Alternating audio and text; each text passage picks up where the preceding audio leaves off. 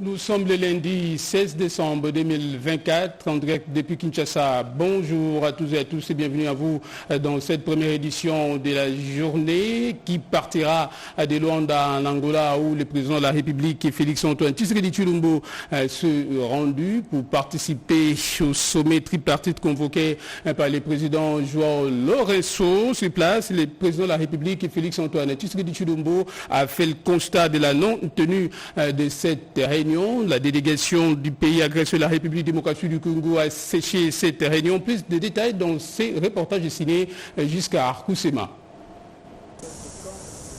Ce dimanche 15 décembre, le président de la République, Félix-Antoine Tshisekedi Tshilombo, est arrivé à Luanda, en Angola, pour répondre à l'invitation lui adressée par son homologue João Lourenço, dans le cadre du processus de Luanda censé mettre un terme au conflit armé qui oppose la RDC au Rwanda. Accueilli par le ministre angolais des Relations extérieures, Tété Antonio, le chef de l'État s'est directement dirigé au palais présidentiel de Luanda, cadre choisi pour le sommet tripartite. À l'heure indiquée, l'hôte du sommet, João Lourenço, attendait deux chefs de l'État et finalement, seul le président Félix Tshisekedi a répondu favorablement à son invitation.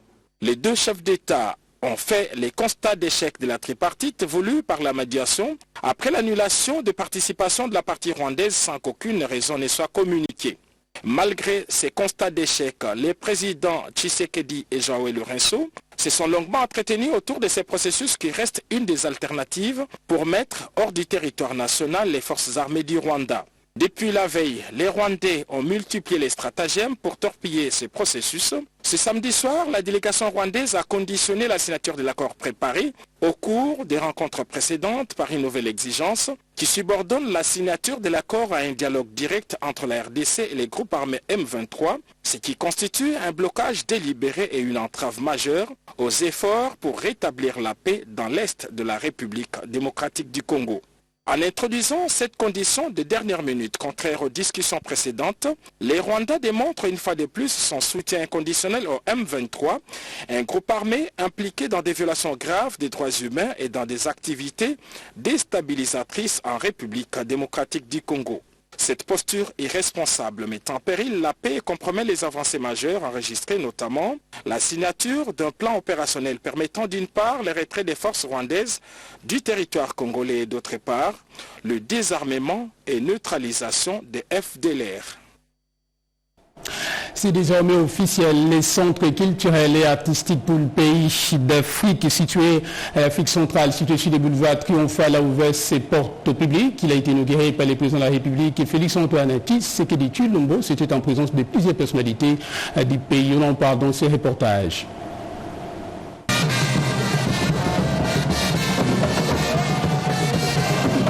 Des prestations de haute facture sous une puissance d'éclairage de scène. Voilà ce que offre le plus grand centre culturel et artistique pour les pays de l'Afrique centrale de Kinshasa, dont les portes ont été ouvertes ce samedi 14 décembre 2024.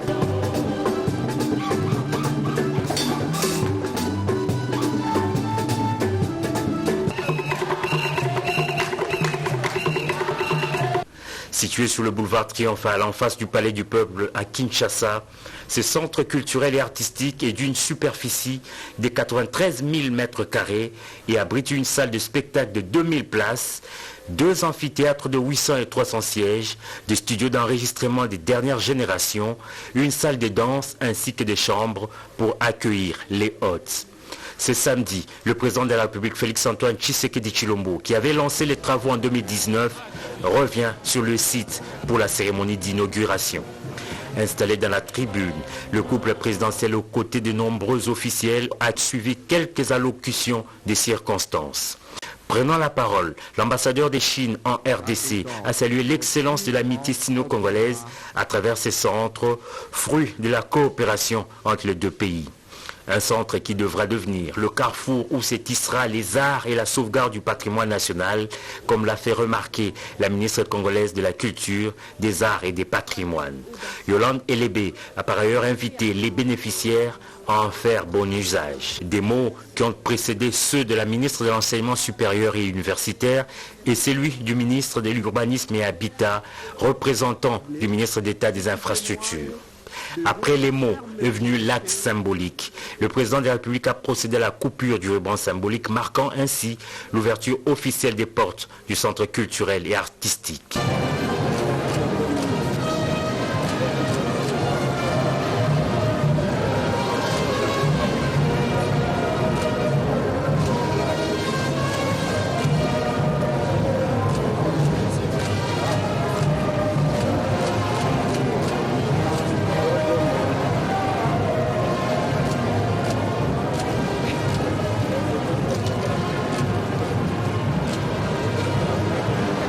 Autre symbole, les dévoilements de la plaque commémorative, la remise des clés du bâtiment et l'expression du président dans le livre d'or.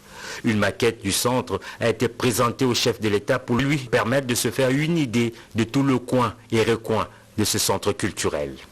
À l'étape du Grand Théâtre, le couple présidentiel a suivi une projection vidéo, des spectacles et des animations culturelles.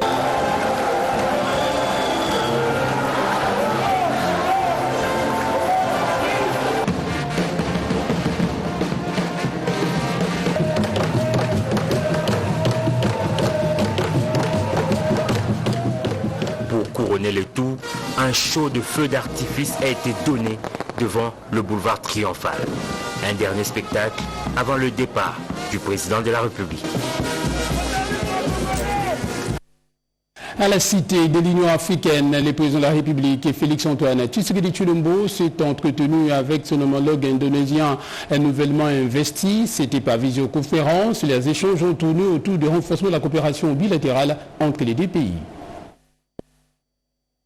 La République démocratique du Congo et l'Indonésie, deux des trois pays ayant en commun les massifs forestiers tropicaux les plus importants du monde, ont décidé de mutualiser leur stratégie face aux enjeux mondiaux sur le climat dans le cadre de la lutte contre le changement climatique.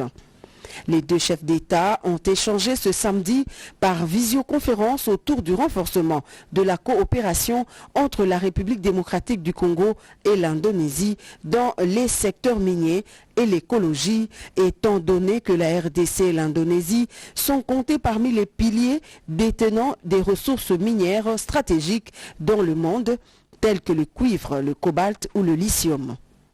À travers ce premier échange entre le président Félix-Antoine Tshisekedi Tshilombo et son homologue indonésien Prabowo Subianto, nouvellement élu au suffrage universel le 20 octobre dernier, il s'est agi de tabler sur la nécessité de mettre en place une coopération stratégique entre les deux pays afin de peser ensemble face aux enjeux climatiques de l'heure. À titre de rappel, du 8 au 9 août 2023, la République démocratique du Congo, dont le président a placé l'environnement au cœur de sa stratégie diplomatique, l'Indonésie et le Brésil avaient pris part au sommet de 8 États signataires du pacte de l'Amazonie dans la ville de Belém au Brésil.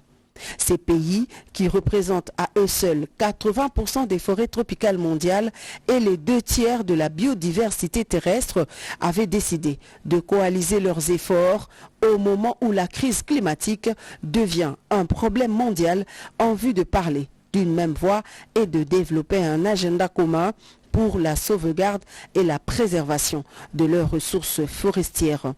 Au terme de cet échange en visioconférence, le nouveau président indonésien a lancé une invitation officielle à son homologue congolais pour une visite d'État en Indonésie.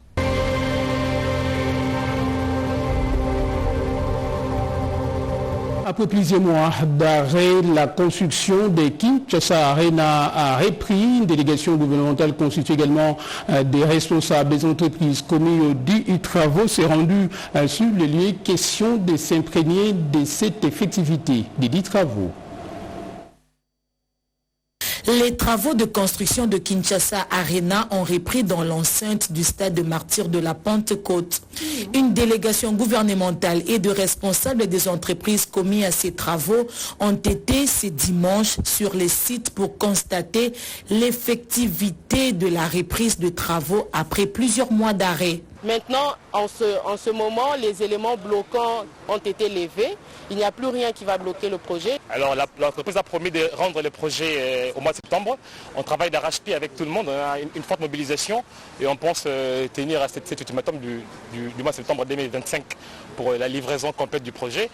On est accompagné par la CGT, donc les maîtres d'ouvrage. Des assurances ont été données sur la poursuite du financement par le gouvernement de la République. Vous savez, le projet était en arrêt à la suite des problèmes d'irrégularité des procédures et des maîtrises des coûts qui étaient jugés excessifs. Et le ministère des Finances qui a reçu les rapports a eu à faire des séances de travail avec la société Milvest. On a mis de l'ordre sur les procédures et on a travaillé sur le coût. Aussi, les travaux étaient suspendus. Il y avait un certain nombre de préalables qu'il fallait fixer et les préalables ont été levés. Et maintenant, il est question d'accompagner l'entreprise à réaliser ces travaux et à les achever dans le délai. C'est un ouvrage assez important pour le pays. Et moi, comme ministre d'État en charge de l'aménagement du territoire, qui est le ministère du Beau, permettre à ce que les personnes et les équipements soient agencés dans le pays de manière cohérente. Et que cette infrastructure d'Arena, nous attendons à BFM, comme l'entrepreneur l'a si bien dit, dans 8 mois, nous reviendrons à côté du chef de l'État certainement, parce qu'il tient à ce que cet ouvrage soit achevé, et non pas avoir un éléphant blanc dans la capitale. Les élus nationaux se félicitent de cette reprise de travaux de construction de cet édifice culturel et sportif par l'entreprise turque. Nous avons été ravis d'apprendre que d'ici le mois de septembre 2025, les travaux seront achevés et que le président de la République pourrait inaugurer ces infrastructures de haute facture qui sont en train d'être construites par des Congolais. Septembre 2025, c'est la date butoir pour la remise officielle de cet édifice. Lancés le 22 juin dernier, les travaux de construction de rocade de Kinshasa avancent normalement bien. Les constats du directeur général de l'agence congolaise des grands travaux qui a effectué une visite d'évaluation sur les lieux. D'autres détails dans ce reportage. À l'étape de la rocade sud-ouest, le directeur général a fait les constats, accompagné du directeur provincial qui l'a rejoint, de la levée de l'obstacle qui constituait les différents cimetières. L'exhumation et la relocalisation des tombes s'est fait en présence du représentant du Congo central, car le tracé des rocades de Kinshasa flirte avec la province de Simon Kimbangu. Quant aux travaux, une bonne zone est déjà revêtue de la couche des fondations, bordée par des caniveaux dont certains sont en cours de finition. C'est le cas notamment des abords de la cité Millennium, passant par la base des Crec 8 et évoluant en direction de Ngoudiabaka, frontière entre Kinshasa et le Congo central. Nikonza Nzao fait un état des lieux de changement remarqué 2 mois après le passage du ministre des ITP, Urbanisme et Habitat, ainsi qu'aménagement du territoire. Sur le linéaire, nous avons vu que la fois passée, on était au niveau de la couche de fondation. Et maintenant, nous allons constater avec moi que la couche de fondation est presque enterrée. C'est une manière de vous dire que les travaux avancent très très bien. Des caniveaux qui peu à peu envahissent tous les linéaires en travaux, des passages sur route mis en œuvre aux endroits indiqués, une planche de C de la couche de base en concassé 0,80, voilà autant de changements remarqués par les directeurs généraux de la CGT sur la rocade sud-est dont les travaux sont exécutés par Covec, sous-traitant des CISC SA. À cette étape, la visite était guidée par la mission des contrôles BK assistée des celles de surveillance composées de l'Office des routes et ACGT. L'avènement de ce projet a attiré des occupants que les autorités devront à tout prix encadrer afin que les abords de la route restent protégés. Je vous amène cette fois-ci dans la province du Congo central où les usagers de la route nationale numéro 16 tirent la sonnette d'alarme face à l'état de délabrement avancé de cet axe routier d'intérêt et capital. D'autres détails dans ce reportage. L'on se croirait dans une carrière où les creuseurs sont munis des pelles, pioches et autres. Ce sont plutôt des commerçants convoyeurs et conducteurs de gros véhicules transportant des braises et denrées alimentaires, cherchant à se frayer un chemin avec le moyen du bord pour évacuer ces produits vers les centres de consommation. À la hauteur du village Kindona, territoire de Kisantu, la route est dans un état d'impraticabilité indescriptible. Ces jeunes dont la force des bras restait le seul moyen ont lancé un cri de détresse aux autorités compétentes pour la construction de la route nationale numéro 16, axe essentiel pour l'acheminement de ces produits vivriers. Nous demandons aux autorités la réhabilitation de la RN16 Kisantu et Ngilinga jusqu'à la frontière. Les produits agricoles en provenance de ces coins du pays nourrissent Kinshasa. Depuis que nous avons quitté les villages de Ngilinga, non loin d'ici, nous avons perdu plus d'une semaine. Nos produits, avocats, ananas et autres périssent ici. Aidez-nous.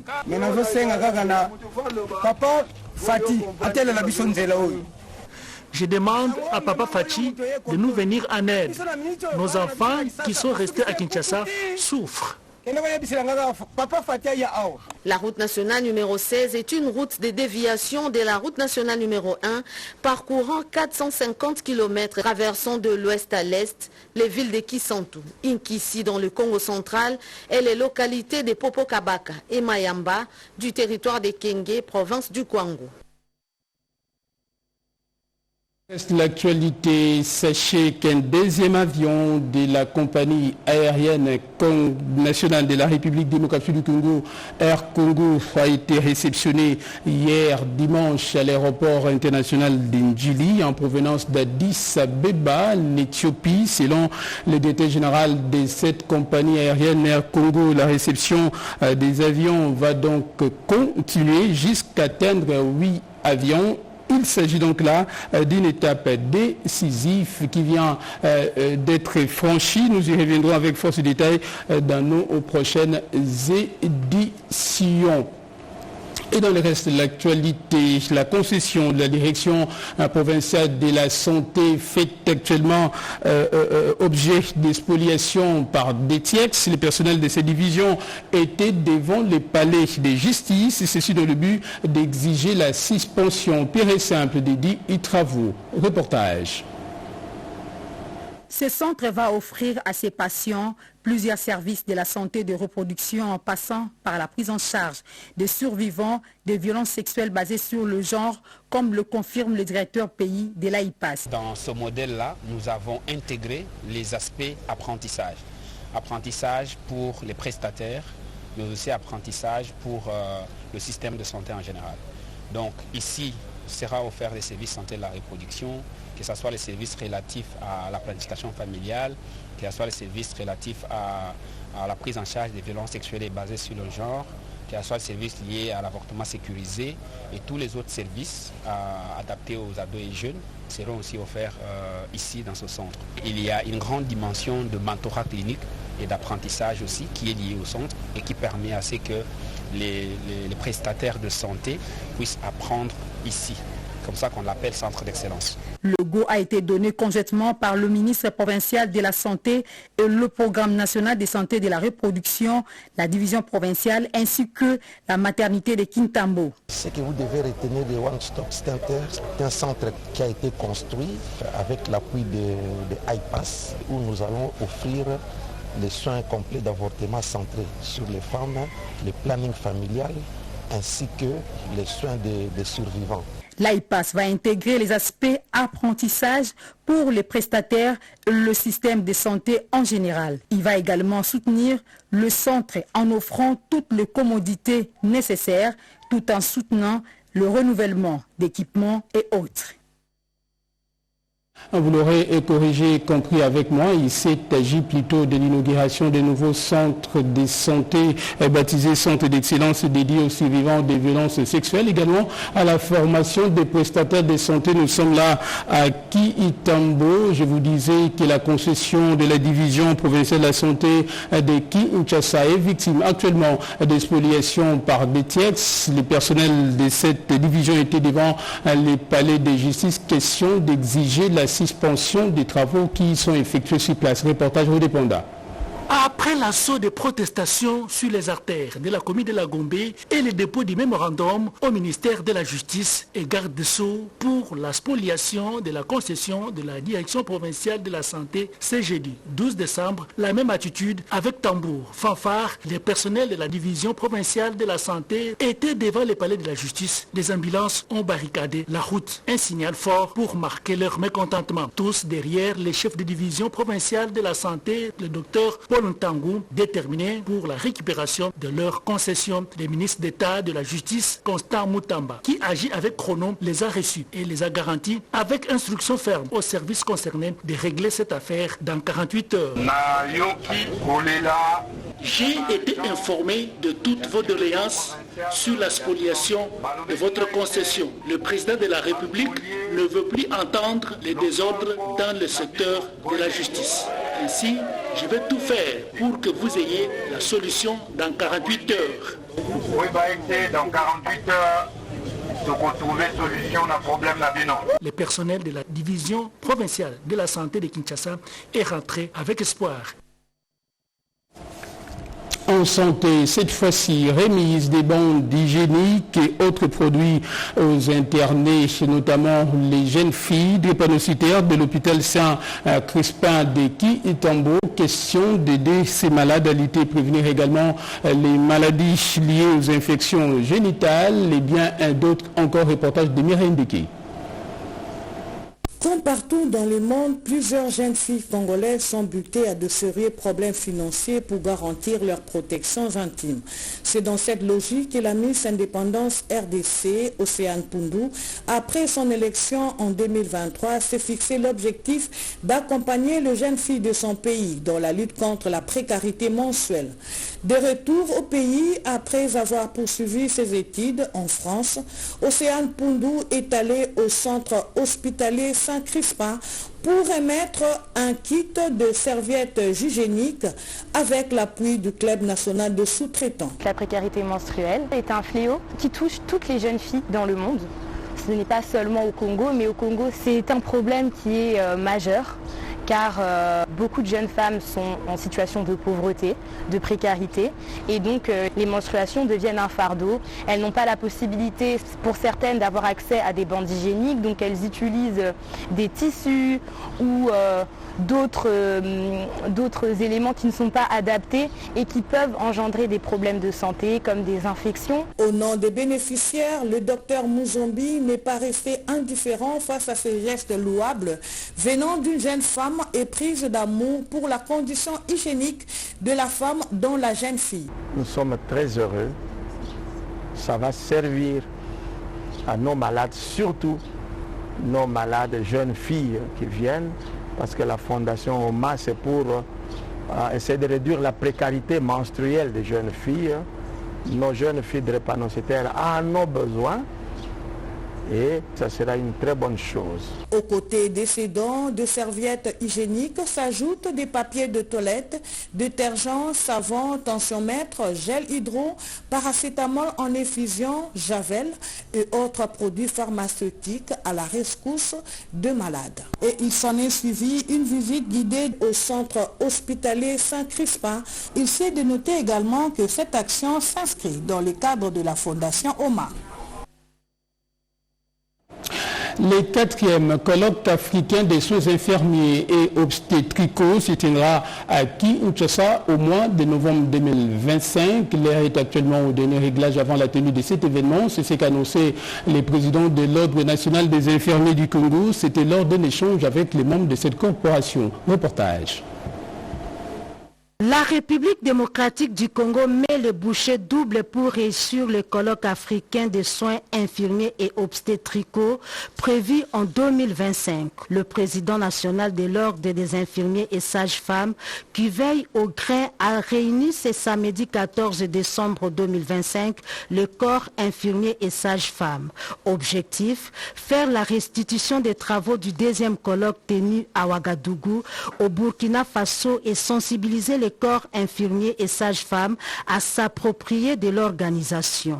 Pour Combadjeko, la RDC, pays hôte de la 3e édition du colloque des soins infirmiers et obstétricaux, sera sous les projecteurs. Nous allons voir dans le domaine de la recherche à quel niveau se trouvent les pays francophones d'Afrique. Sur le plan de la qualité de services à rendre à la population, quel est le niveau atteint par les professions infirmières et sages-femmes en Afrique. Sur le plan de leadership infirmier, quel est le niveau de satisfaction que la population a vu dans le leadership infirmier. 1000 personnes sont attendues pour ces assises. Elles viendront de 20 pays d'Afrique francophone.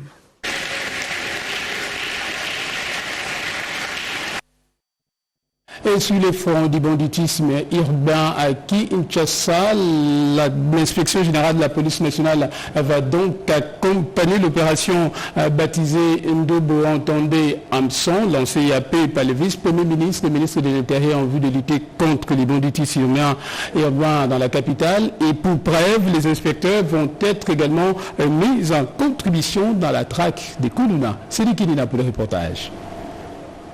Général.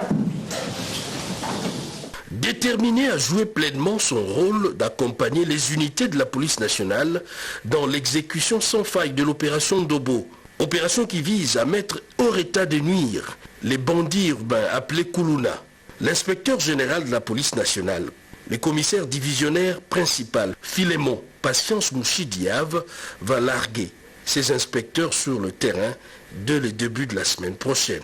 Les patrons de l'inspection générale de la police l'a fait savoir lors d'un briefing d'orientation qu'il a eu avec l'équipe des inspecteurs désignés pour ce travail.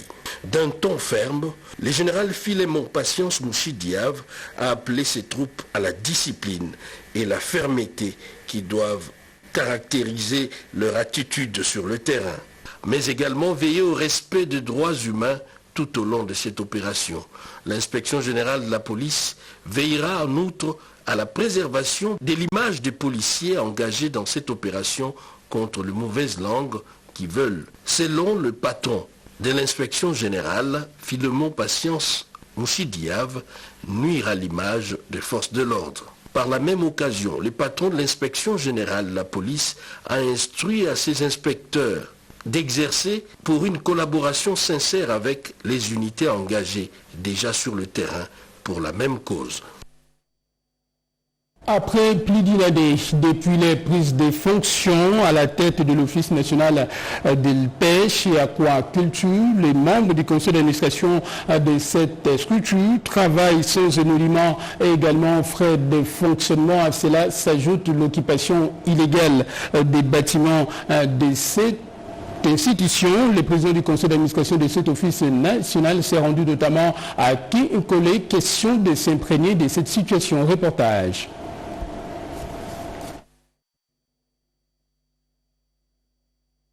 L'Office national de pêche et aquaculture peine de fonctionner dans les normes après 2 ans de sa mise en place. Son patrimoine immobilier est non seulement spolié, mais aussi victime d'occupation illégale. Henriette Ouamou, présidente du conseil d'administration de l'ONPA, qu'accompagnait le directeur général de cet office et un élu du coin, ont palpé du doigt cette réalité lors de la visite d'inspection à Kinkole Pêcheur. Sur le site situé sur l'avenue Libianga, une propriété de l'ONPA transformée en maison d'habitation moyennant le paiement du loyer. Une situation grave non loin de ces sites, les constructions anarchiques envahissent les centres pilotes de pêcheurs de Kinkole. Du coup, tout un quartier sort des terres. Nous sommes venus aujourd'hui nous rendre compte de ce qui revient des droits à cette structure, notamment les infrastructures laissées par l'ONP qui existe à Kinkole Pêcheur, que l'ONPA a sonné les glas de récupérer tout ce qui lui appartient. Et finalement, l'ONPA ne sait pas travailler, on est bloqué et ils ont aussi pris les bâtiments, le patrimoine, tout. Nous sommes en train de nous battre pour pouvoir récupérer tout ce qui appartient à l'ONPA. Mais la demande est que nous puissions entrer dans nos droits. Parce que nous avons des immeubles ici à Kinkole et on peut en faire des bureaux parce que pour l'instant, ONPA n'a pas de bureau. À l'issue de cette visite, le PCA Ouamou et son équipe se disent déterminés à récupérer les patrimoines de l'ONPA avant l'acquisition des bateaux de pêche, dotation annoncée par le président de la République lors de son discours sur l'état des lieux de la nation. Ainsi s'achève cette première édition de la journée sur notre antenne. Merci de l'avoir suivi où que vous soyez dans le monde. Merci également à nos équipes, notamment à Jonathan Moubalama, Mameta Bangoulou, José Dimonekede et Henri Alimassi, ainsi qu'à Émile Zola, grâce à qui nous avons pu vous informer. Restez avec nous, l'actualité continue en français également dans les autres langues de diffusion. Les prochains rendez-vous, c'est tout à l'heure à 13h30 avec Luzette Moutsakala à la présentation. Moi, je vous dis merci, à la prochaine.